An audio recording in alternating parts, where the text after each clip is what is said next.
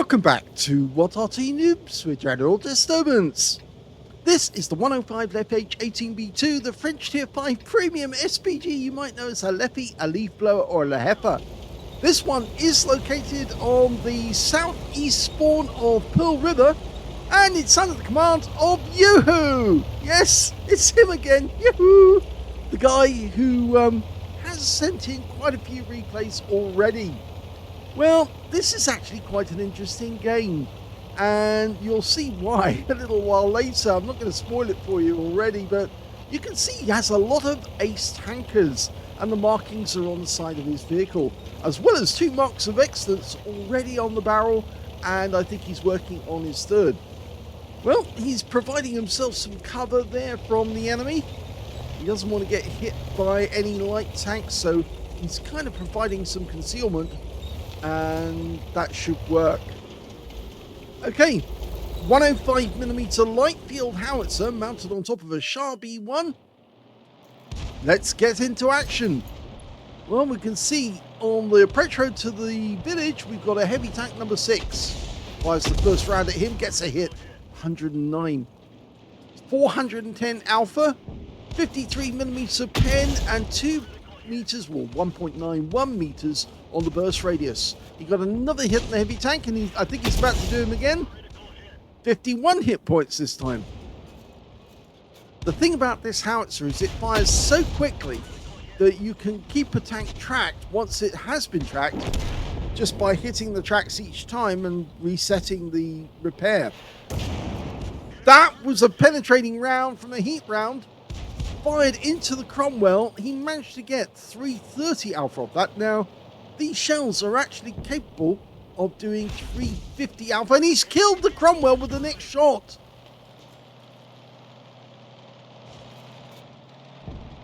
Fires another round at the strip, and he got a hit there with an HE round for 103.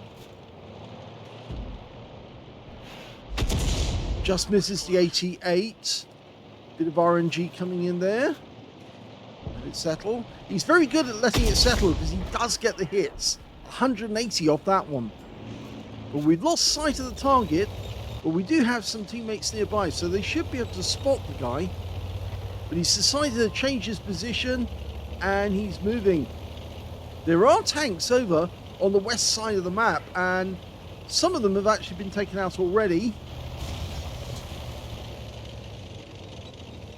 He's changing his position, mainly down to the fact there are enemy tanks coming up the east side of the map from the heavy tank lane. In fact, there's a heavy tank on the way. You can see it there. It's a KV-1. Now, he's gone behind the buildings for the moment, which makes it very difficult to hit him.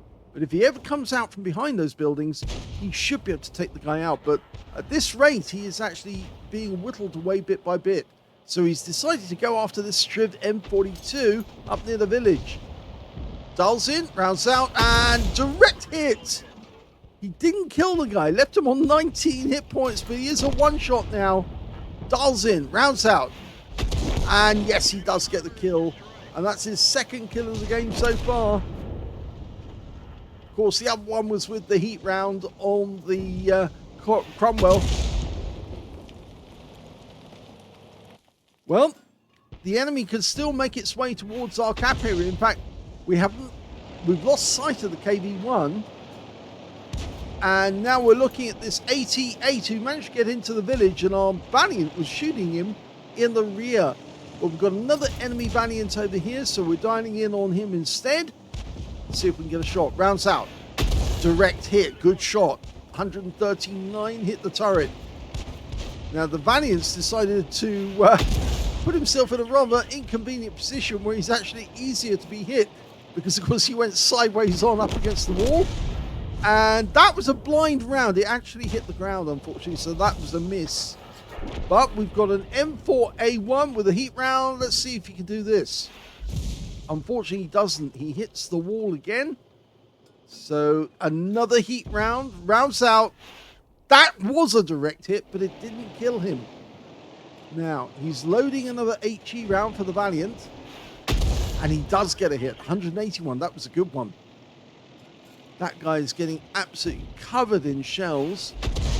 He anticipated he'd pull back, but the Valiant goes down to our T-3485M. Now the KV-2 there is using those buildings for shelter from our teammates, but he is fairly easy for us to hit. We're one tank down on the enemy, but we are kind of being pressured into this area. That was a blind hit on the KV-2. The enemy KV-1 is still around, but not for long. He gets taken out by the T-3485M as well. The KV-2 is obviously on the move because he's knocked down a building. And the KV-2 goes out of the game to YouWho. Looking over to the west, our teammates are starting to fall on that side. We've got two tanks headed our way, a 40TP and an Su-85. He dials in ahead of the targets, and he does get a nice hit there. Standard reload for this Arty is 8.92 seconds, and YouWho's got a reload of 7.01. That's fast. Very fast. Okay, there's the M10 RBFM. Priority target because, of course, they're very deadly tank destroyers, but also very thin on armor. He's fully dialed in. Rounds out. Direct hit. Oh, it was a near miss, actually. I thought it was a direct hit because it looked like it was. That was a direct hit, but it actually hit the tracks, so it was only a critical hit.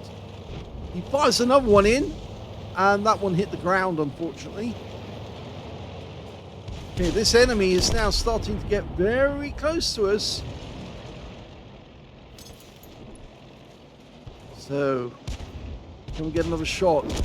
M10 RBFM hiding on the corner. He's gone. We're loading HE. We've run out of heat rounds to fire at the enemy. That Su-85 is getting very, very close to us now. Unfortunately, he's so close we can't loop the shells up over that rock and into the Su-85. And I think YouWho's decided to get a bit closer. But no, he's gone down. So there's only two enemies remaining. One of them is a Semivente, the other one is a Gorilla, the Tier 5 German SPG. Semivente is a Tier 5 Italian tank destroyer. Now this RT does have a 390 meter view range. It's not very fast though, it's only 28 kilometers an hour maximum speed, but it does help if you use a turbo to actually increase its speed to get across around the area. I know some people actually do select the turbo rather than a camo net, which really doesn't help this tank anyway that much. Okay, he's going to cross the water.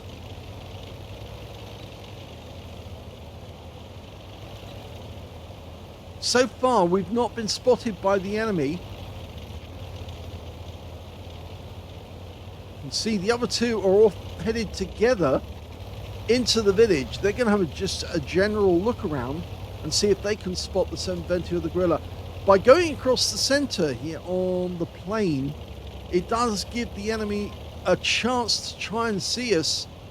Many attacks try to cross the middle of the map in the open like this, and they do get spotted.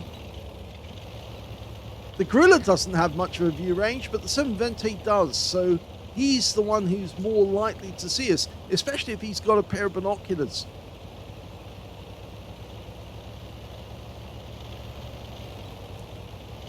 I should also say the Shure does actually provide quite a large target to shoot at.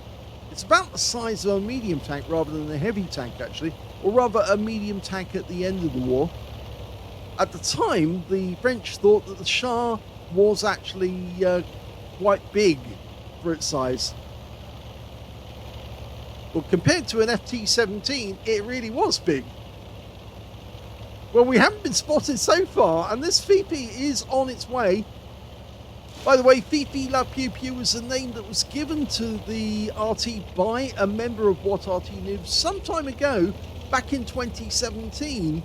He thought it's French, it fires a lot, so it's Fifi La Pew Pew. Well, he's managed to get to the enemy camp and nobody's spotted him so far. No sixth sense has gone off. And I think he's going to start capping now. Now, the question of where to park yourself. If you're capping like this and there's an enemy Arty involved, the enemy Arty is more than likely going to try and get a reset by firing rounds in. One of the best things to do is actually to put yourself half in, half out the cap area. So that way you're only showing the bare minimal footprint inside. And we could just see that the enemy Arty shell was very close, but it didn't actually hit him. Now he's decided to park himself over the impact point because he reckons, logically, that the enemy's not going to fire at the same spot twice if they didn't get a good result the first time. Now, I would say, yes, the enemy is out. Well, we know where they are, and he tried firing at the rock this time. So we know the gorilla is definitely over in the one column, right over in the south. Probably J1 or K1. Might be a bit closer. But he's firing over, and where's that one going? Oh, that was close. And that was where he was originally.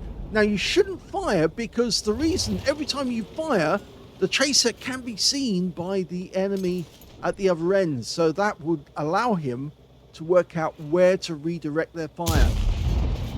So don't fire once you're in the cap unless you know and can see the enemy, because that will give them a chance to counter battery you. And looks like the enemy Arty's given up because he fired in a different direction, and they've won the game. They've capped out to win. Well done. Well, that was an absolutely excellent result for YouWho of the 606 clan in the 105 leFH18B2. For more than one reasons, you'll see he actually managed to get an ace tanker game out of that one. Yes, he was hitting the enemy very heavily with those heat rounds as well as the HE, but it's more than one, just the ace tanker. You can see he actually got the Raider medal. He was never detected throughout the entire battle, and he managed to win the battle by capping out. And its achievement, it says, achievement is awarded upon successful base capture. So Raider invaders are very unusual to tank drivers, because most tank drivers get spotted straight away, but quite a few Arty players actually remain undetected throughout the entire battle. And you can see it's got the bat device because it means that we were never seen. We're very surreptitious, and the enemy could never detect us. And if they don't, and you still manage to cap out and win, yes, you saved your team. And I've won quite a few of those. In fact, the last one fairly recently as well. He also got a bruiser medal for getting at least 5 critical hits, and YouWho managed to get 24 in that one. He got a Gauze medal for doing more damage, exceeding 8 times the hit points for his own vehicle, a high caliber for dealing the most damage in the game, a Confederate for hitting more of the enemy than anyone else on his team, and on top of all that, of course, he got the Invader medal because he managed to cap out and get at least 80 capture points in the process. His win rate for the game, 8,827, which is super unicum and a lot more. Let's have a look at the team score, and you can see, you have to scroll the page to see all the targets he hit. Okay, well, we can see the highest damage was 3,261 hit points. Second highest damage was the 40 TP on the enemy team, only managed 2,922, but of course he did have a 90mm gun to do that with. And the third highest damage, well, was a KV-85. He had 1,433 hit points of damage. When it came to kills, we can see the high score was the T-3485M on our team. He got 4 kills off that one. 3 kills went to YouWho and to the Striv M4257 on his team, the autoloader, the premium autoloader. And on the enemy team, their 40 TP and their KV-85 both managed to get 3 kills. And when it came to base XP, yes, he's got that one nailed as well. So he got the top in damage, top on base XP, and second place on number of kills. 1,281 base experience points went to YouWho. 1,089 went to the Churchill 3. They were the only 2 players who managed to get over 1,000 base in the game, with the third place going to the T-3485M, who got the highest number of kills, but he only got 947 on his base XP. he fired 34 rounds in the game. You get 50 rounds to play with in this Arty, but he didn't have to use all of them.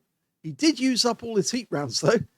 Direct hits, 18 and 4 penetrating shots, and he did use the premium rounds to actually get those as well. 19 splash, 3,261 hit points, all of it at more than 300 meters. Well, we know 2 of the penetration shots actually came from the Cromwell. We could saw those, and it did wipe the guy out. Yes, so many flat surfaces on the front of a Cromwell, and a heat round will go straight through flat surfaces very, very easily. And so, yes, he poked his head on that corner. And of course, YouWho did the only thing he should do under those circumstances and pump a round into him to finish him off. I'm looking for the other one. There's the M4A1. That was also another heat round, but a direct hit. And it took him out as well. And I believe there was just one other player who actually took a direct hit and it penetrated. And I'm looking. It was a Valiant of all things. He hit a Valiant for 689, but he did get a penetrating shot on one of those. We can see he damaged 9 of the enemy, killed 3. There's the Confederate. And he got 100 capture points in the cap. So he was the only one capping. On a premium count, he actually made 126,801 credits, but he did get a 90,000 mission completion reward out of that as well. So you could say that he actually managed to get 36,801 credits just for the game itself, and to get a bonus on top. 4,612 experience points out of it as well. So a really good game. And it was very effective. I would say the only thing I would actually advice I would give is once you're in the cap, try not to fire, because the tracer can be seen by the enemy and they will use that to try and fight against you. If they're looking around the cap to try and find out where you're parked, if you fire, the tracer will show up and they'll know exactly where you are. And then all they need to do is get around near you, and that will give the game away. Because, of course, then you'll get reset. In this case, it wouldn't have actually given the game away, because I think the enemy was so far away they couldn't actually get shots on him. But it really would be a good idea not to fire unless, and this is the only condition, unless you can see the enemy in your cap, capping at the other end. If you can see him, then you can shoot at him and try and hit him.